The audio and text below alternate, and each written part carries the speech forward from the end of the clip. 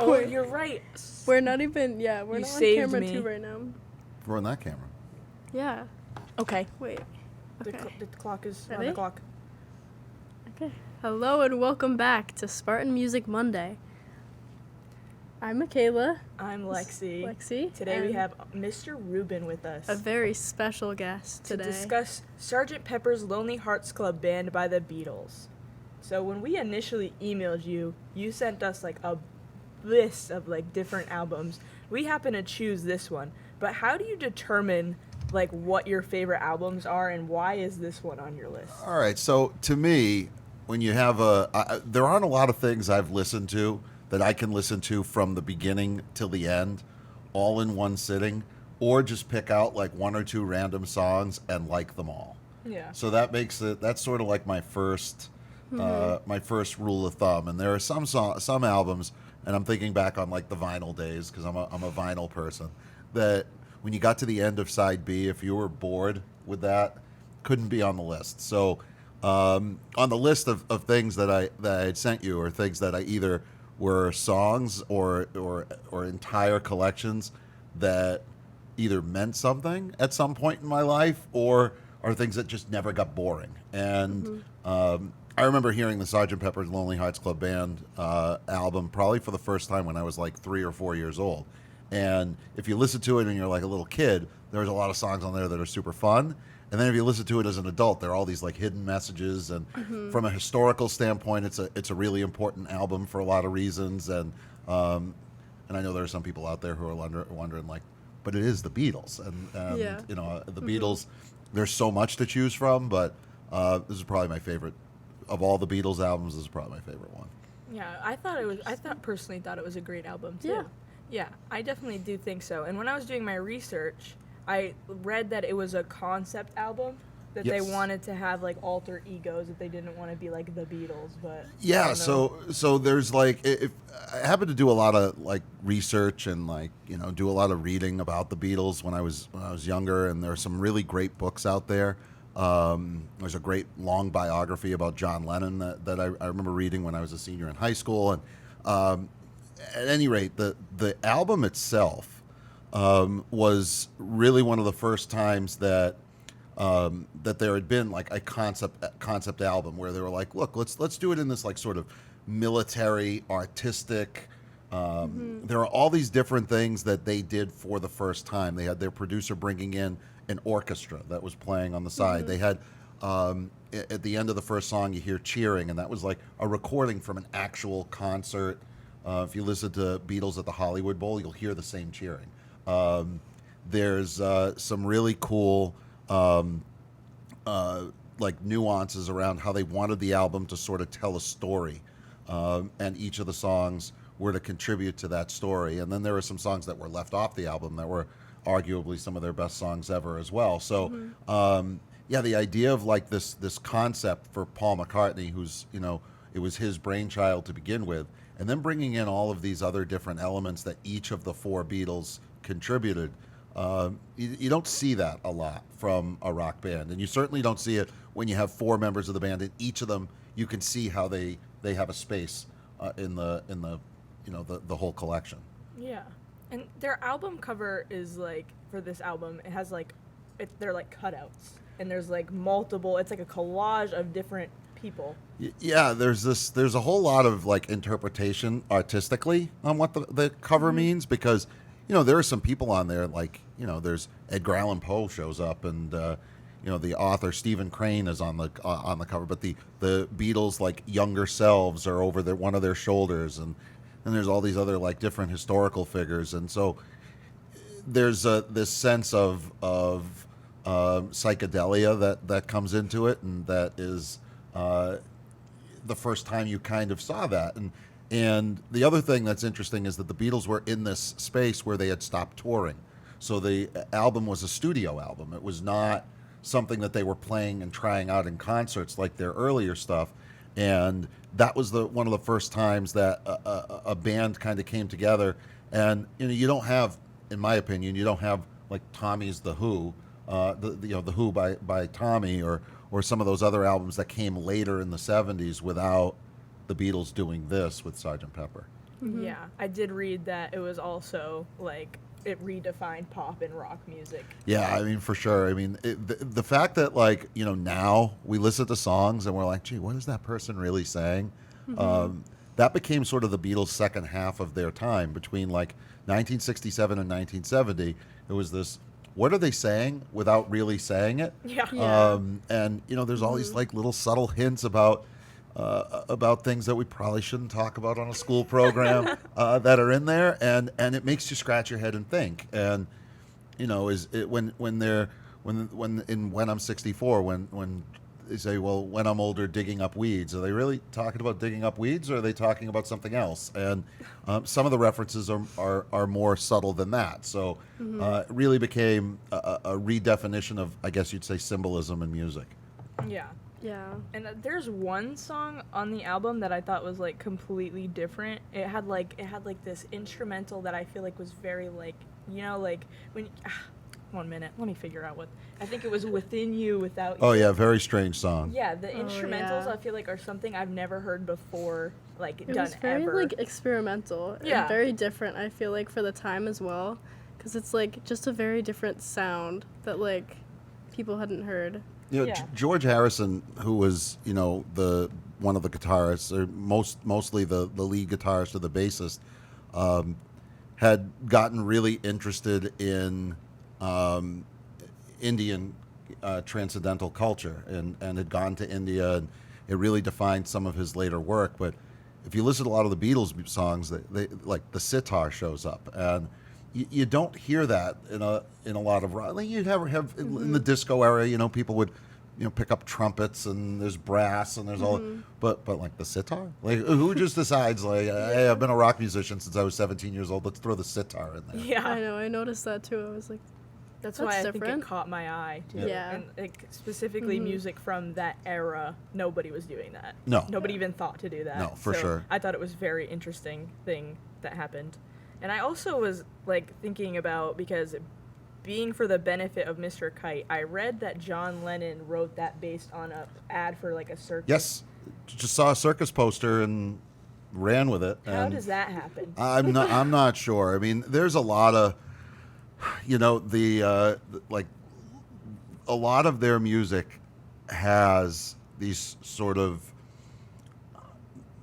nuanced or sort of hard to figure out where did it come from. Yeah. Their later album, the double album, the White Album, has, or what's referred to as the White Album, has all of these different interpretations. I'm like, well, where did that song come from?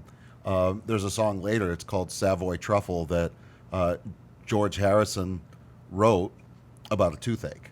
And the chorus, and it goes, you'll have to have them all pulled out after a Savoy Truffle. And it's about one of the other guys having a fear of the dentist. Like, I don't know, because I'm not a songwriter, how you hear, oh yeah, I've got a toothache, and you turn it into a song.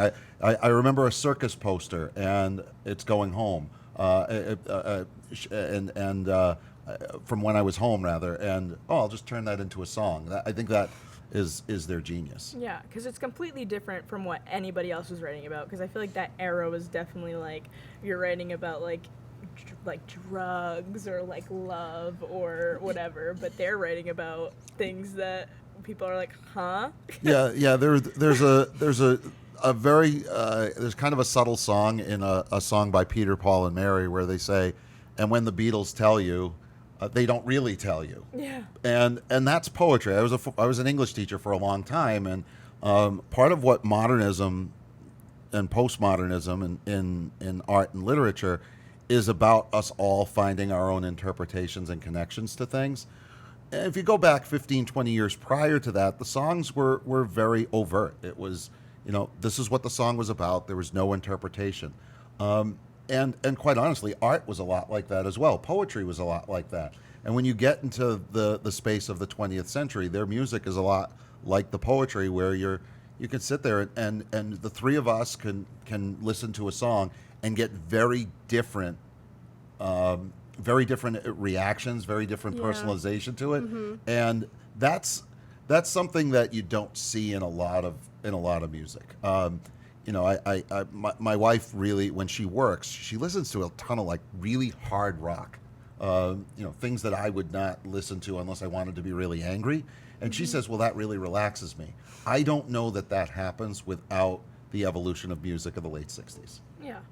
Yeah. And I know you mentioned earlier they had singles that came out before this album, Strawberry Yeah. Fields Forever and Penny Lane. What a great double. Why wasn't that on the album? So I would love to talk to George Martin, who was the Beatles producer, about that.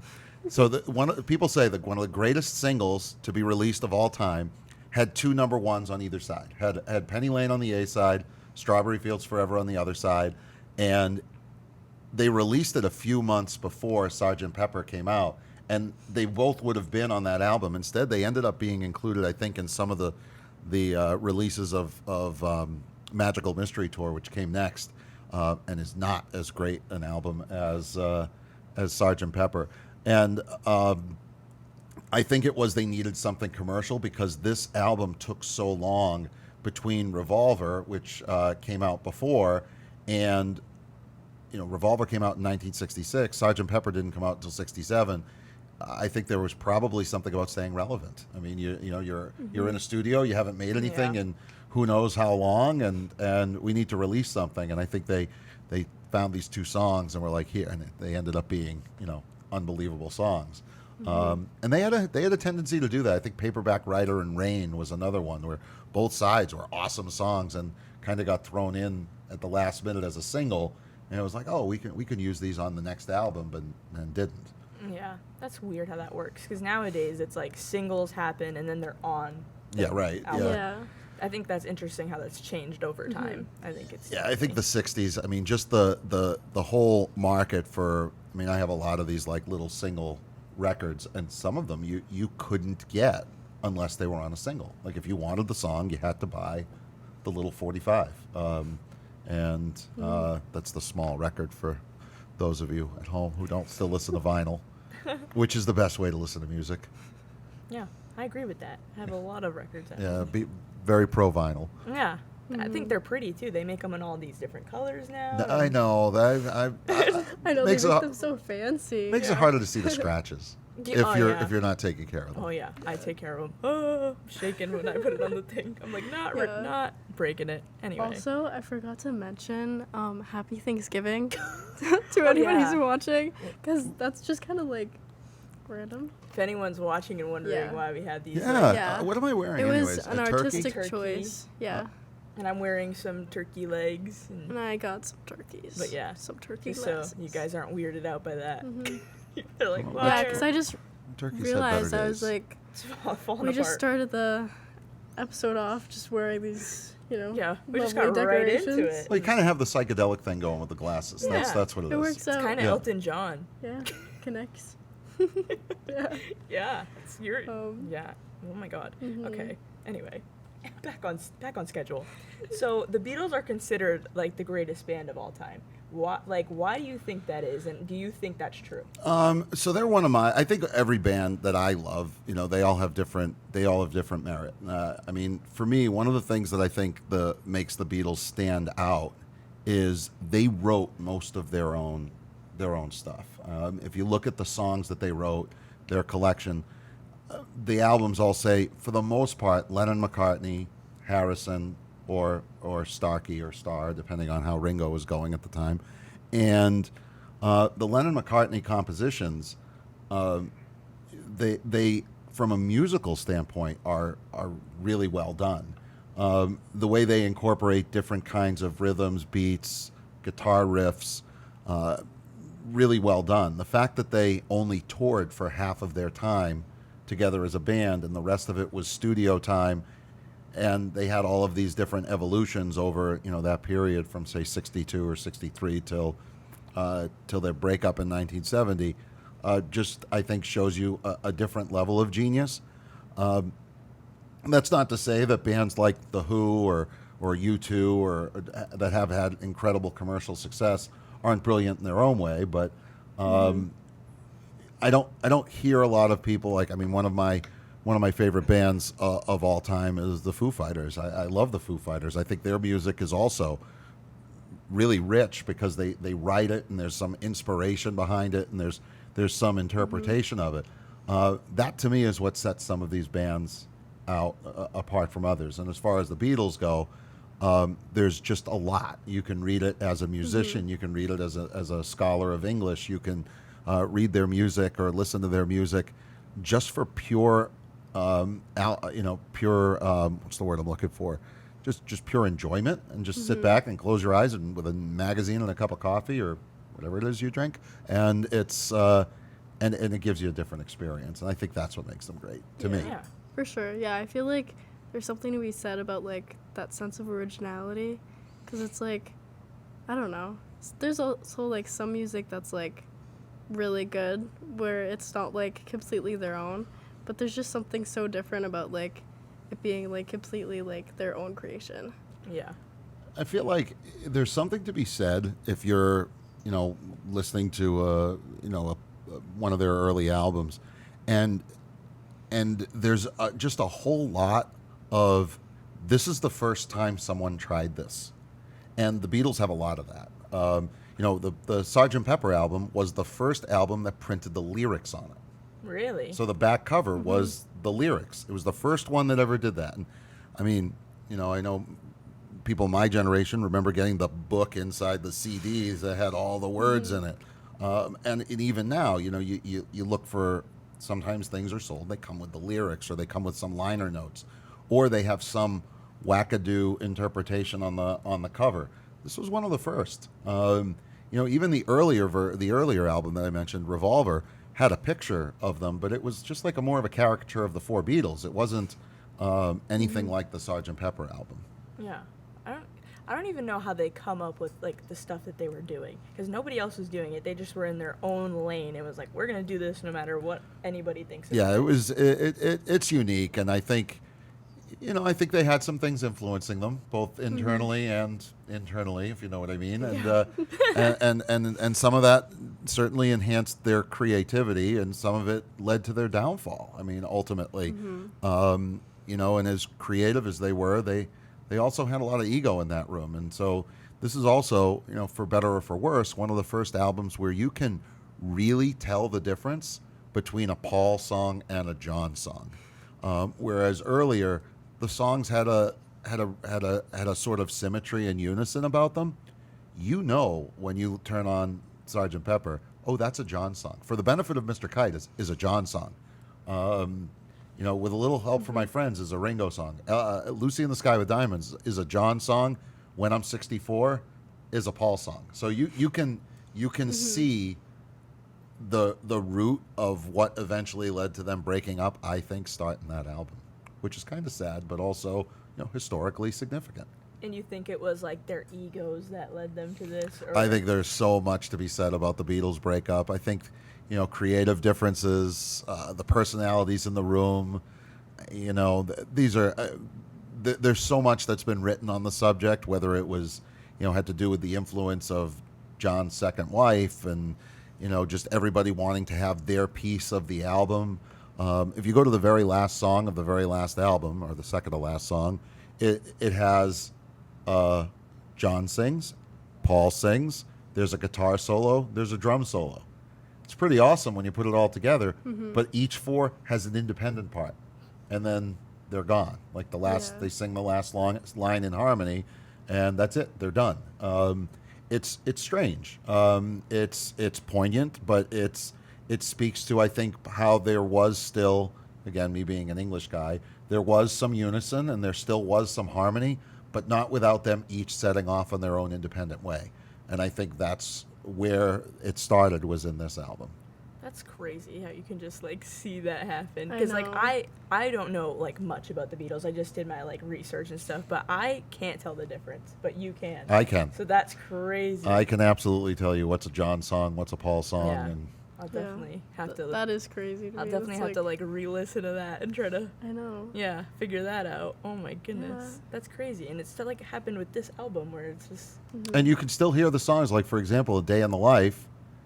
There's a part in the middle. It's a John song. It's a John song. It's a John song. There's this crazy crescendo involving the Philharmonic that comes up, and then boom, it segues into a Paul song, and then it breaks back into a John song at the end.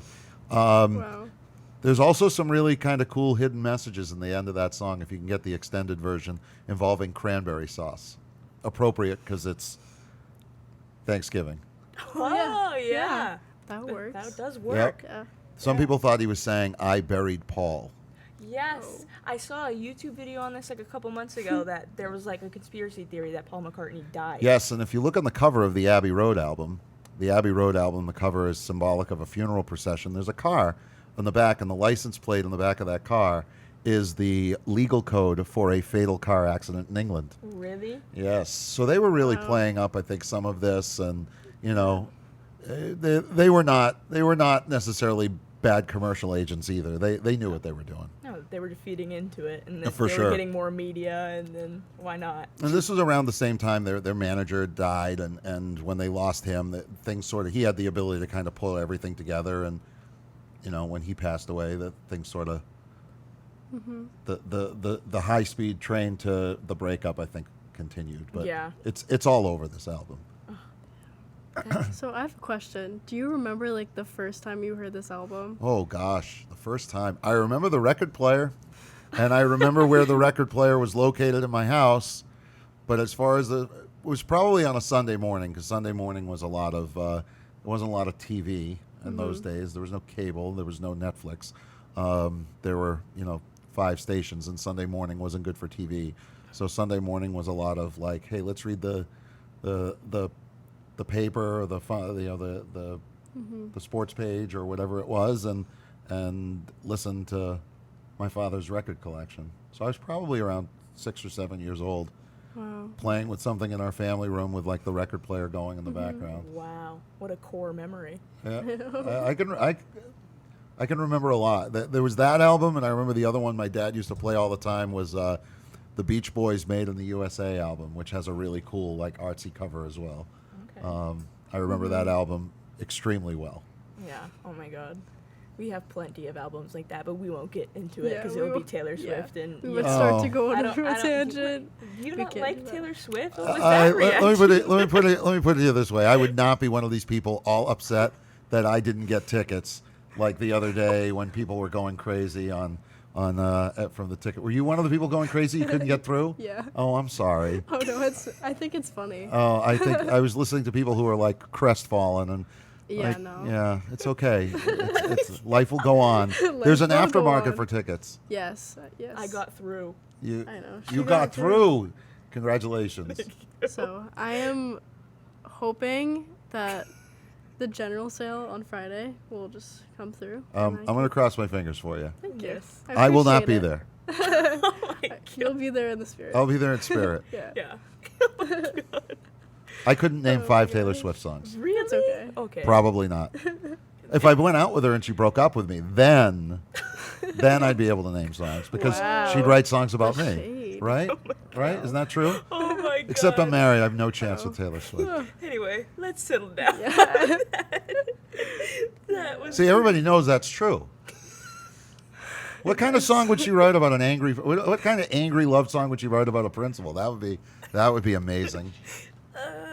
I wonder if she'll watch this. She probably won't watch this. I hope so. If she does watch this and you guys get a song out of it, you owe me one. We talk about her enough. I don't know if you've Yeah. watched others. I have, and that's sort of why I'm being a little teasy. I'm sorry. No, it's okay. It reminds me of like, have your parents like for some reason like my grandma is like, I don't know, like some parents it's like some grandparents they think like celebrities are just like easily reachable. So like yeah. I think when I was younger my parents didn't understand like the concept because like I'm pretty sure my mom was like, what if we just send this picture to Taylor? Like what if we email it? They think Yeah. she's just gonna Yeah. see it. Yeah, that happens. It's just like it's a thought. yeah. Yeah. Yeah. But oh my God. We could go viral. Yeah. Oh, we could fingers go crossed. viral. We're trying. Yeah. Yeah. As you see, my lock screen's Taylor. If Taylor Are- does is it watch really? this, Good for you. I don't claim anything that he said. If Taylor watches this, It's not a personal thing. It's just not. If it's music that got made Yeah. after like I just don't want anything to 1999, do with chances are I probably don't know it. You It's know, just one of those things. and that's okay. yeah, I guess. Yeah, I guess. Okay. Anyway, Mikayla, Yeah. we should rate the album. We should. We haven't even discussed hot takes yet. What do you have any? I don't. I don't. Do you have any hot takes for this album, Mr. For the Rubin? for a Taylor Swift album, absolutely not. Are we going back to Sgt. Pepper? Sgt. Yes. Pepper. Sgt. Peppers. Yeah, I think a couple things that if people listen to it, there are a lot of references in there that are for things you don't think they're for. So if you look for things like Henry the Horse and some of these other subtle references, they actually mean something very different. And I think it's a really cleverly done sort of artistic use of words. The other part of it is, I think one of my favorite things about it is the way that the four different voices work together in that album. And the third thing that I think is just kind of cool for those of you who are music people is the way that they bring in some of these other elements. Like in Good Morning, there's a sound of an alarm clock and a chicken crowing. And the Day in the Life, there's this really cool, they brought the orchestra in and said, just make a lot of noise, and you hear this just great crescendo. There's just so many of those like really cool like uses of sound, like you mentioned in Within You Without You. There's all of these really cool uses of just sound that I just think are awesome. So never mind what the lyrics have to say, because the lyrics I think are in their own class as well. Yeah. Yeah. Yeah. Okay. I have to say it's just very different from anything Yeah. I've heard from that era and just in general. So that's my only. Oh gosh, that's my only like comment. Yeah. I feel like I don't really have any hot takes other than there's experimental, which isn't really a hot take. So. It's just a fact. Yeah, it's just kind of there. It works. Yeah. Yeah. Okay, so now we have to explain you our rating system. Okay.